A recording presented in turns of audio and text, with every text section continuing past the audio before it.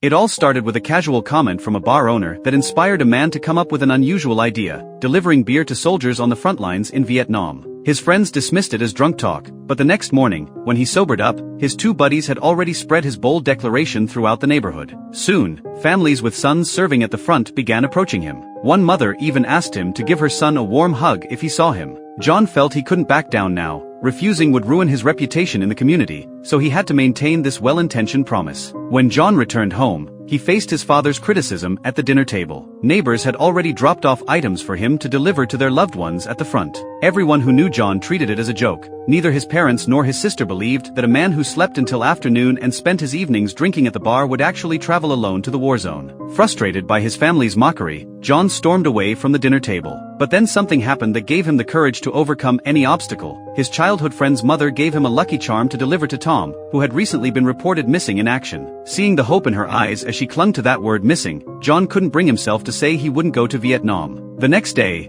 John went to the shipping company and learned a cargo ship bound for Vietnam would depart in 3 hours. He rushed home, filled his backpack with beer, determined not only to find Tom but to deliver beer to every friend serving on the front lines. Upon reaching Vietnam, John left the ship and made his way to the U.S. military base, where he reunited with his old friend Collins. Collins couldn't believe that the once timid John had traveled so far just to deliver beer. After their reunion, everyone helped John plan the fastest routes to his next destinations, either frontline positions or military bases. John cleverly decided to pose as a CIA agent to move freely through military zones. This ruse worked remarkably well, allowing him to reach another friend's location. However, when that friend returned from a dangerous mission, expecting important orders, he was instead told that someone had brought him beer from home. Concerned for John's safety, he tried to arrange a helicopter to send him back immediately. While waiting for transportation the next morning, John got his first taste of the battlefield alongside his friend Dugan, who was surprised by John's natural instinct for survival. That evening, 5 or 6 soldiers gathered in the trenches around John, enjoying their beers from home.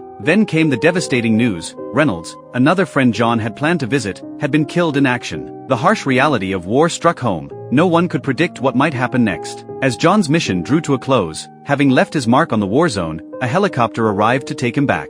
Just before takeoff, an American in tourist clothes boarded the helicopter with a Vietnamese prisoner, joining John for the ride home. Due to copyright restrictions, the film's story ends here. The movie is titled The Greatest Beer Run Ever.